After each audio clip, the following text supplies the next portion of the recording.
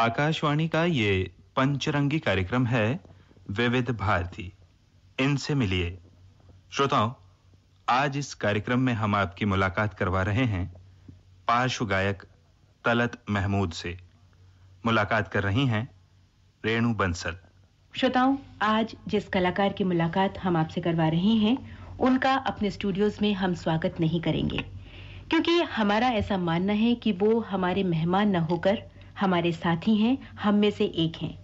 इन्होंने 17 साल की उम्र में अपने कैरियर की शुरुआत आकाशवाणी के लखनऊ केंद्र से की थी और हाल ही में गायकी के 50 साल इन्होंने पूरे किए हैं और गजल गायकी की राह में इन्हें संगे मील माना जाता है। ये हमारे दिलों में कल भी बसे थे, आज भी बसे हैं और कल भी बसे रहेंगे। तलत जी, बहुत बहुत नमस्कार। नमस्कार, आदाब अर्ज़। मुझे बहुत खुशी है कि आपके इस प्रोग्राम में मुझे पेश होने का मौका मिल रहा है। वैसे तो आपने सही फरमाया कि वाकई मैंने अपनी ज़िंदगी लखनऊ रेडियो स्टेशन से शुरू की जी। और वहाँ पे मुझे बहुत नाम मिला। उस ज़माने में वहाँ जो लोग थे, 1941 में मैंने पहला प्रोग्राम ब्रॉडकास्ट किया जी। और उसके बाद से फिर अल्लाह ने हमेशा तरक्की की, उसके ऊपर रखा है मुझे। तो वो एक चीज़ मुझे अच्छी लगी कि लखनऊ से मैंने अपनी ज़िंदगी शुरू की। और आज रेडियो पर बोलते हुए आपको एक बार फिर से कैसा लग रहा है? ऐसा लग रहा है जैसे पहली दफ़ा मैंने अपने आप को प्रेजेंट किया था, वो अब से 40 बरस पहले। हालांकि उस ज़माने में ऑल इंडिया रेडियो बहुत ही छोटा सा था। लखनऊ का स्टेशन था, सिर्फ 3 स्टेशन थे वहाँ पे। एक तो लखनऊ, दिल्ली, अमृतसर और लाहौर। और उन्होंने फिर बात को बहुत से बन गए स्टेशन, लेकिन लखनऊ रेडियो स्टेशन मुझे आज तक याद है, क्योंकि वहाँ से मैंने ज़िंदगी का आगाज़ किया था। तो मुझे ऐसा लग रहा है जैसे उसी ज़माने में मैं वापस चला गया हूँ। जी। तलत जी, माशाल्लाह आप आज भी दिखने में बेहद खूबसूरत हैं। तो तब जब आप आए थे फिल्मी दुनिया में, तो आप हीरो क्यों नहीं बने? इसलिए कि वहाँ पे अव्वल तो मैं चाहता नहीं था। मेरे गाने बहुत पॉपुलर थे जी। और जब मैं यहाँ पे आया हूँ बॉम्बे में, तो 3-4 गाने मेरे सब लोग जानते थे, जैसे कि तस्वीर तेरी दिल मेरा बहला ना सकेगी, और या तो ज़्यादातर लोग उसके जानते थे। तो उन्होंने फिर ये कोशिश की कि मुझे सिंगिंग हीरो यानी सिंगिंग का वो दिया जाए। लेकिन उसके बाद फिर थोड़े दिनों के बाद काम करने के बाद कारदार साहब ने ये ख्याल किया कि भाई तुम वाकई अच्छी शक्ल के हो और अच्छी आवाज़ भी है, तो क्यों ना तुमको हीरो बनाकर पेश किया जाए। जी। तो ये तो कारदार साहब ने सोचा कि आपको गायक बनाया जाए, लेकिन आपकी क्या मर्जी थी? नहीं, मैं तो वाकई गायक बनना चाहता था। इसलिए ज़िंदगी मैंने शुरू की थी HMV के रिकॉर्ड से। जी। 1941 में जो पहला रिकॉर्ड था मेरा, सब दिन एक समान नहीं था, वो भी प्रोफेटिक गाना था बिल्कुल। आज वो सोचता हूँ मैं, तो मुझे ख्याल होता है कि सब दिन एक समान नहीं था, बन जाऊँगा कैसे क्या मैं, इसका तो कुछ ध्यान नहीं था। वो चीज़ थी। आज वो चीज़ बहुत सही हो रही है कि काफ़ी लोगों ने मुझे सराहा, मेरे गाने को, स्टाइल को मैंने माना, क्योंकि उस गाने में मैं एक गाने सैगल का दीवाना था। उनके गाने मैंने बहुत सुने भी थे और इत्तेफाक से उनके साथ काम करने का भी मौका मिला। तो मैंने उनकी भी कुछ थोड़ी सी लाइन पे मैं अपने आप को चलाया। तो मुझे ख्याल था कि आज भी जो लोग पसंद करते हैं मुझे, वाकई किसी ख़ास वजह से पसंद करते हैं, कुछ अपना स्टाइल मैंने रखा है, तो उसके लिए मुझे खुशी है। लेकिन गायक के साथ साथ आपने कुछ फिल्मों में तो काम किया ही है। जी हाँ, जी हाँ, फिल्मों में काम किया मैंने। 6-7 फिल्मों में काम किया मैंने। जी। पहले था दिल नादान, और साथ ही वारिस फिल्म था। दिल नादान में इनका ये श्यामा थी मेरे साथ। जी। और वारिस में सोहिया थी, एक सोने की चिड़िया में। गाने तो बहुत हिट हुए थे इन फिल्मों के, बहुत खूबसूरत गाने थे। तलत जी, आपने अभी अभी कहा कि आपने केएल सहगल को सुना, उनका आपका साथ था, तो केएल सहगल के साथ आपका साथ कैसे हुआ? जब मैं कलकत्ते आया हूँ, सब पहला रिकॉर्ड मैंने किया वहाँ पे HMV का। तो ज़माने में वो रिकॉर्ड पंकज मलिक साहब ने रिलीज किया था। ये कलकत्ता आने वाली बात आपकी लखनऊ से पहले है या लखनऊ के बाद? लखनऊ के बाद, क्योंकि लखनऊ से जिंदगी का आगाज था। उसके बाद फिर जो कुछ चीज़ें पेश आई उसके बाद ही आई। यानी 1944-45 में मैं वहाँ कलकत्ते आया। तो मेरा पहला रिकॉर्ड जो था, मैंने बताया था, सब दिन एक समान नहीं था, उसको पंकज मलिक साहब ने रिलीज़ किया। तो वो उसी वक्त उन्हें मेरी आवाज़ बहुत पसंद आई उनको। उन्होंने कहा था जब तुम कलकत्ते आओ कभी तो मुझसे मिलना, हम कोशिश करके तुमको न्यू थिएटर्स में रखा देंगे। जी। तो उन्होंने ये बात बतौर गायक के रूप में रखाने की कही थी या बतौर हीरो? जी हाँ, बतौर गायक। अच्छा। वैसा तो हीरो का इतना नहीं था चांस, प्लेबैक सिंगिंग बहुत कम थी जी। 41-42 में। तो मैं जब कलकत्ते गया दोबारा तो न्यू थिएटर्स में उन्होंने 2 बरस के लिए मुझे साइन किया। और जाने सैगल साहब की पिक्चर बन रही थी ये माई सिस्टर, आपने नाम सुना होगा उसका। तो उसमें उनके साथ मेरी मुलाकात थी, काफ़ी मुलाकात रही इनसे। तो बहुत ही काफ़ी देर तक उनसे मुलाकात रही और हम बातें करते हैं। उनके मैंने ये एक चीज़ ज़रूर है कि मैंने उनके स्टाइल को कॉपी नहीं किया जी। अपना स्टाइल मैंने बनाया, तो इसके लिए भी अच्छा है। आपने जितने भी गाने गाए उनमें से ज्यादातर दर्द भरे गाने हैं जी। कोई खास वजह? क्या मालूम, कुछ ज्यादा दर्द है दिल में चीज़ होती है कि मेरा ये ख्याल है कि वाकई दर्द में बहुत ज्यादा वो होता है। ये दर्द इस खूबसूरती से उभरा है कि सबके दिलों में जाके समा गया है।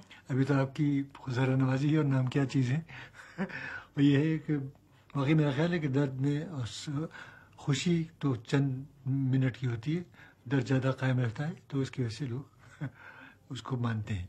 तले जी, उस जमाने में जो आपके साथी कलाकार रहे, गायक, संगीतकार, हीरो, मतलब गायकों को लीजिए मोहम्मद रफ़ी, लता मंगेशकर, मुकेश, मन्ना डे, पंकज मलिक वगैरह, तो उनसे आपके ताल्लुकात बनाने में कुछ मुश्किल पेश आई होगी? नहीं, कोई चीज़ नहीं, इसलिए म्यूजिक की तो लैंग्वेज ही अलग है बहुत। मैं जैसे आप यहाँ से अमेरिका तक जाएं या वेस्ट इंडीज वगैरह भी गया हूँ मैं, तो वहाँ पे जो म्यूजिशियन थे वहाँ के, वो बिल्कुल हमारे गाने जानते थे। तो वो चीज़ म्यूजिक इज यूनिवर्सल लैंग्वेज, वो चीज़ है ना कि उसमें कोई मुश्किल नहीं होती, बल्कि दोस्ती पैदा हो जाती है जल्दी लोगों में और हम उनको दोस्ती कर लेते हैं।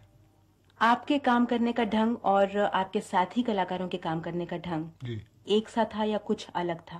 नहीं, बहुत अलग था, इसलिए कि उनके अपने स्टाइल से, जैसे मुकेश है या रफ़ी थे, उन लोगों को हाई पिच गाने रफ़ी गाते थे, मुकेश सोबर गाने भी गाते थे। तो मैंने उसका कभी कोई उसका असर नहीं लिया अपने पर, क्योंकि मैं अपना स्टाइल था ना। हाँ, हालांकि उनके गाने पसंद थे मुझे, लेकिन कोई। अच्छा, संगीतकारों को लें तो उनके काम करने के ढंग में और आपके काम करने के ढंग में क्या फर्क आपने पाया?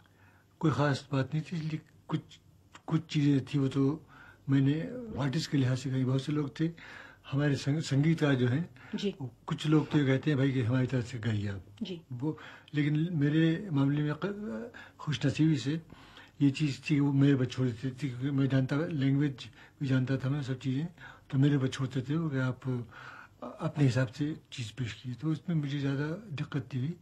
और बहुत से लोग ऐसे हैं, बहुत से म्यूजिक डायरेक्टर ऐसे थे कि जो जोड़ देते थे कि भाई जो मैंने कहा है वो गाइए, तो वो चीज़ मेरे साथ नहीं हुई जी। अच्छा, संगीतकारों में सबसे ज़्यादा काम करना आपको किसके साथ अच्छा लगा? कंट्रोवर्शियल क्वेश्चन है, इसलिए कि वो कोई खफा हो जाए, इसलिए कि नहीं, काम तो सबके साथ करते हैं, लेकिन फिर भी एक जो तालमेल बैठता है, पसंद अपनी अपनी, ख्याल अपना अपना। अनिल विश्वास साहब, अनिल अपना नाम सुना होगा ना, अनिल विश्वास जी हाँ। मुझे तराना का वो गाना, आपकी गजल बहुत याद आ रही है जो आपने तराना फिल्म में गाई थी। तो वो पाथी ने बहुत ही अच्छे आदमी है, और मेरे साथ की काफ़ी दोस्ती हुई थी। उसके बाद फिर शंकर जैक्सन के साथ अच्छे ताल्लुकात थे जी हाँ। अच्छा, आप एक बात बताइए कि आपकी गायकी का राज, सफल गायकी का राज क्या है? इसलिए अव्वल तो मैं जुबान जानता हूँ जी। सबसे बड़ी चीज़ हमारे सिंगर्स जो हैं आजकल के, वो उसको पे जोर नहीं देते जी, क्योंकि जबान और तलफ़ुज़ वगैरह जो है वो मैं हमेशा जोर देता हूँ। और थोड़ा सा मैंने कुछ क्लासिकल म्यूज़िक भी सीखा वहाँ पे लखनऊ में, तो उसका भी कुछ असर है, लेकिन ज़्यादातर जबान जानने पर और अपने लखनऊ का बैकग्राउंड होने के लिए ये चीज़ पेश आई है। अच्छा, आपको अपने गानों में, मतलब गज़लों में, फिल्मी और गैर फिल्मी, कौन सी गज़ल सबसे ज़्यादा पसंद है? तो आपने वही सवाल किया कि बच्चे से करे, दर्जन भर बच्चे हो तो उसमें से कौन सा, लेकिन मैंने लेकिन फिर भी बच्चों के स्वभाव को देखते हुए कोई ना कोई तो बच्चा ऐसा लगता है कि जिसकी कोई खास बात पसंद होती है। मुझे असल में शायर बहुत पसंद थे, उनकी शायरी बेहद अच्छी थी, वाकई बिल्कुल सही चीज़ कहते थे वो। He was a person who was writing from his own heart. तो उनकी एक मैंने गज़ल चुनी है आज के लिए, शहंशाह फिल्म की गज़ल है जी। उसमें ये शायर ने लिखा है, एस.डी. बर्मन साहब ने उसको ट्यून किया है।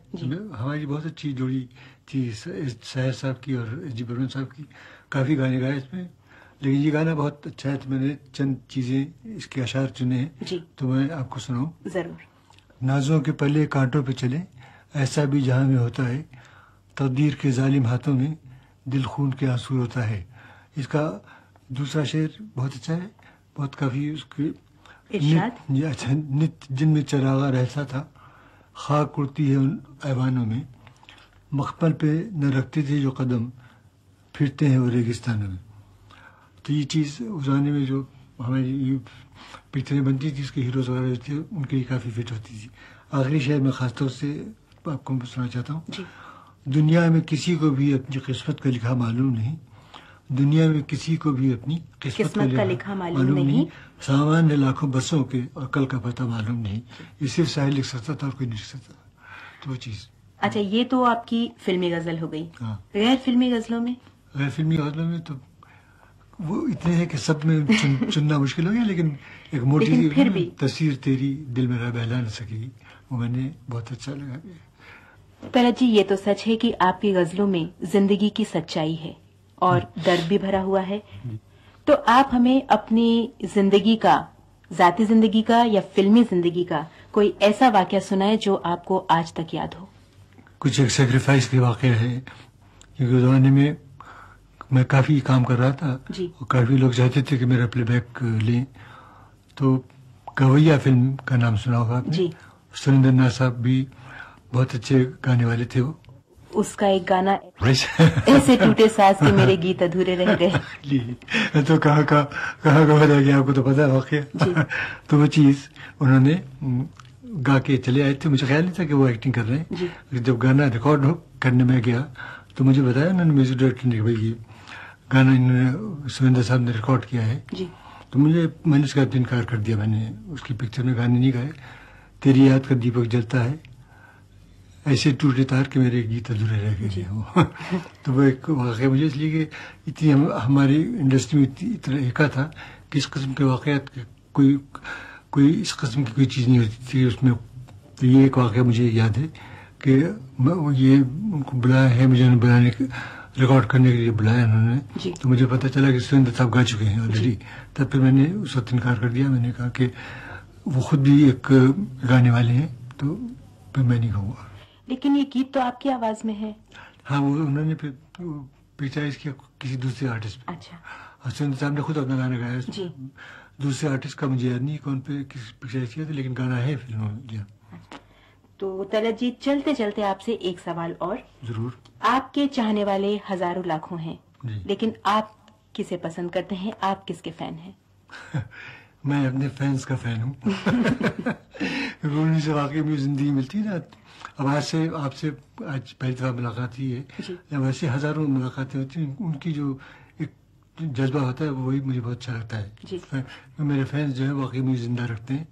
तो उन्हीं की खिदमत में ये चीज़ पेश है कि भाई वो हमको याद करते रहे हमेशा हमेशा के लिए, गाने हमारे सुनते रहें, तो वो बहुत अच्छा ख्याल है। तलत जी, आपका स्वागत तो हमने नहीं किया था स्टूडियोज में, लेकिन अब हम आपका आभार मान रहे हैं कि अपने इतने व्यस्त समय में से आपने कुछ समय हमारे लिए निकाला। बहुत बहुत शुक्रिया। इसके लिए बहुत मशकूर हूँ मैं कि आप लोगों ने आज इज्जत दी मुझे, वरना मैं तो किसी काबिल भी नहीं हूँ।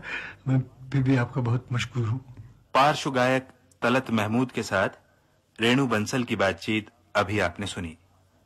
अब आज का हमारा इनसे मिलिए कार्यक्रम समाप्त होता है।